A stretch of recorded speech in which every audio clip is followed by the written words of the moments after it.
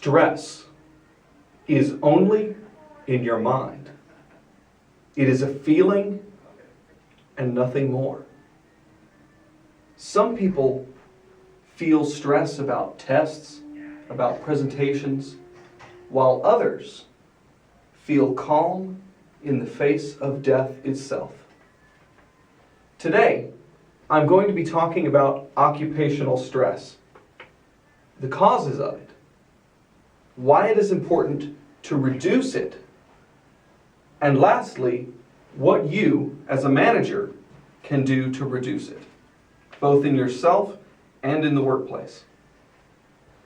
First, what causes occupational stress? Occupational stress is the harmful physical and emotional responses that occur when the requirements of the task at hand don't match the capabilities, resources, or needs of the worker. Essentially, as the name indicates, occupational stress is stress involving work. Occupational stress can be caused by a whole host of factors, like a hostile work environment, poor communication within that work environment, bad managerial skills, bad workplace relationships, uncertainty about job security, underutilized abilities, and a disparity between job demands and the worker's ability to fulfill those demands. Certain job conditions can directly themselves lead to occupational stress, or they can just create an environment where this stress can slowly build. Poorly designed tasks are one of these conditions. For example, a heavy workload, infrequent rest breaks, long work hours and shift work, night shifts, for example, hectic and routine tasks that really don't have an inherent meaning, that are not very fulfilling to the worker. Secondly, bad management style, a lack of participation by workers in decision making, poor communication within the organization, and a lack of family-friendly policies. Thirdly, interpersonal relationships. Poor social environment and lack of support from within the organization can lead to bad relationships in the workplace. And workplace relationships are just as important as family relationships are. And for example, as you'll see later on, stress at work is actually worse for your health than stress relating to family or finances. Less work roles, conflicting or uncertain job expectations, too much responsibility, things of that nature. And career concerns, job insecurity, a dead-end job, lack of opportunity for growth or advancement. And lastly, environmental conditions, like poor ergonomics, bad keyboards, chairs, computer monitors that are harsh on the eyes, fluorescent lighting that flickers or is of a tone such that it irritates particular workers, or not just irritates them, can actually give them sort of headaches or pressure behind the eyes. So, that concludes the causes of occupational stress. But now I will cover why it is important, essential for managers to seek to reduce this stress, and how it benefits everyone involved. Why? Stress kills. Stress-related diseases are one of the #1 causes of death in the United States. Stress can cause psychological disorders like depression or anxiety, emotional strain and maladaptive behaviors like aggression or substance abuse, and cognitive impairment like concentration, memory problems, generally low productivity. In turn, all of these physical and mental conditions can lead to poor work performance or even injury, both of which cost the employer greatly. According to the Journal of Occupational and Environmental Medicine, job stress is associated with various biological reactions that can lead ultimately to compromised health, like cardiovascular disease, which you will remember is the #1 killer in the United States, or in extreme cases, even death. Stress is a prevalent and costly problem in today's workplace, as healthcare expenditures are, note this, nearly 50% greater for workers who report high levels of stress. According to a publication released by NIOSH, which is the National Institute of Occupational Safety and Health, I believe, 1/4 of employees view their jobs as the #1 stressor in their lives. And 3/4 of employees believe that the worker has more on-the-job stress than a generation ago. Most alarmingly, as I mentioned earlier, problems at work are more strongly associated with health complaints than financial or even familial stressors. So these health complaints, they affect the workplace negatively. They reduce productivity, they increase healthcare costs, increase absenteeism, and all of the above create just a sort of cascade of problems for employees and managers. So it's essential for employees and managers to work together to reduce occupational stress. Now, how do you actually go about, as a manager, reducing occupational stress?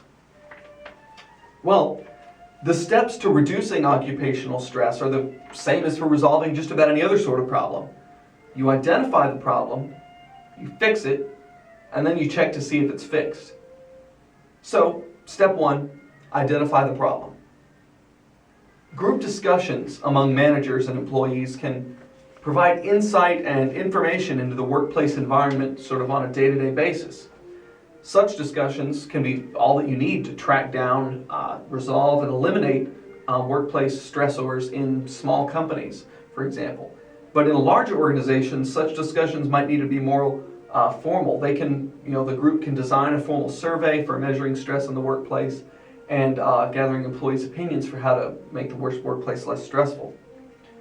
And so, in identifying the problem, you should or could hold group discussions with employees, whether in sort of a small group format or a larger meeting, which is probably not the best way to go about it, or in sort of small breakouts within departments and have supervisors sort of then report to management, although that of course has its own problems. Second, design an employee survey. And with this survey, or through some other testing method, you can measure employees' perceptions of job conditions, stress, health, and satisfaction. Collect objective data. Perhaps it wouldn't be the best idea to have people have to put their names on these stress evaluation worksheets, because understandably, they might not want to say that their supervisor is the biggest stressor because he's an ass, when in reality it is. But if you allow the survey to be anonymous, then people are more likely to give honest and objective opinions of what they believe are stressors in the workplace. Lastly, take this data and analyze it to identify problem locations, offices, and stressful job conditions. Step 2, after you've analyzed it and collected and identified the problem, you fix it. Design and implement interventions. Once the sources of stress at work have been identified and the whole scope of the problem is understood, the stage is set for design and implementation of an intervention strategy. Sounds fancy. The CDC, Centers for Disease Control, and NIOSH have suggested a few ways that managers can change their organization to prevent or reduce job stress. It's actually quite a few. First, ensure that the workload is in line with workers' capabilities and resources. Design jobs to provide meaning, stimulation, and opportunities for workers to use their skills. Study after study shows that workers who feel sort of a personal involvement with their work and they feel that their work is essential, they are just many times more productive because they're motivated from within. They have their own desire to succeed rather than having this desire have to be forced upon them by other outside incentives and external motivators. Third, clearly define workers' roles and responsibilities so that there's less sort of interdepartmental or interpersonal conflict about whose responsibilities lie where. Fourth, give workers opportunities to participate in decisions and actions affecting their jobs. As mentioned earlier, this can really do a lot to improve communication within the workplace, and informed employees are happy employees. Fifth, provide opportunities for social interaction among workers. This is generally, I feel this should be more at the bottom of the list, as if you have a toxic workplace already, getting everybody together for a fancy Christmas party is not going to be the best solution. You should implement the other things first, reduce stress in the workplace, improve workplace communication, and then you can have Christmas parties. You'll have to forgive the little cut there. The camera decided that 10 minutes was plenty of time for me to record and be talking, and that I'm smarter than technology. I'm going to go for 15. So as I was mentioning, Christmas parties are a bad idea if there's already a toxic work environment. You don't want to just continue propagating those bad relationships. You have to resolve them first. Lastly, so the CDC and NIOSH suggest that introducing a participative leadership style to involve as many subordinates as possible to resolve stress-producing problems can work. Stress causes drastic chemical changes in the brain. As I mentioned in my introduction, stress is a feeling and nothing more.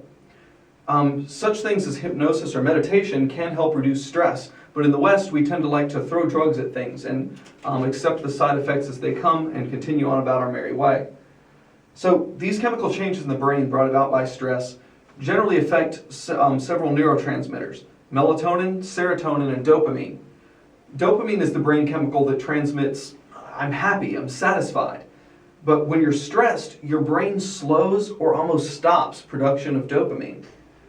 You can artificially boost dopamine levels by exercising, doing things that make you happy, like having sex, drinking, smoking, or doing just about any illegal drug. But this is not to say that these activities are good. In fact, many of them are not, or only in moderation.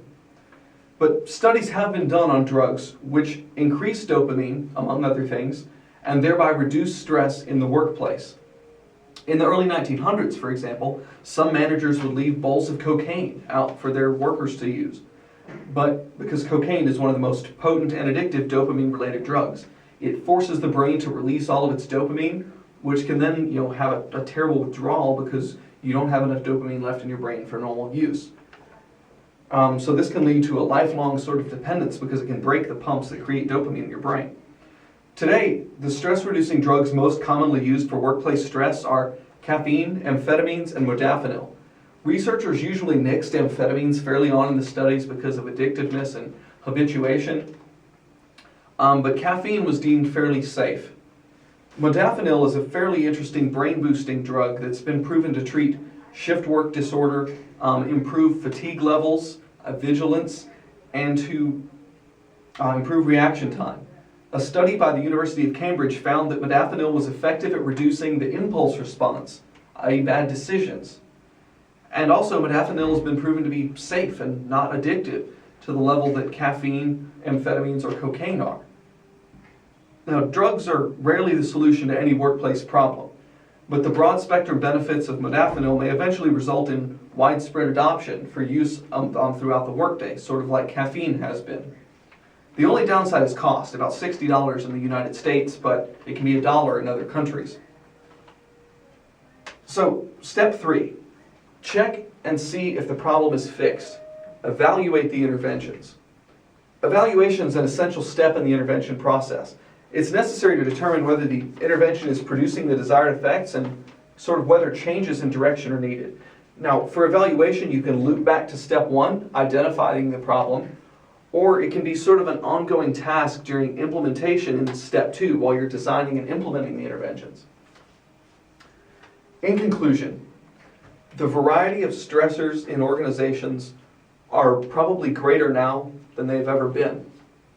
Unfortunately, this stress can seriously compromise the health of employees, resulting in a suboptimal workplace, increased healthcare costs, and the like. Managers must acknowledge the pervasiveness of stress in the workplace and take steps to reduce it, both in themselves and for their employees. If stress is reduced, as I have shown, productivity will rise, work absences will be reduced, overall employee health will improve, and the workplace will be more welcoming and more efficient, both in terms of cost and productivity. Thank you.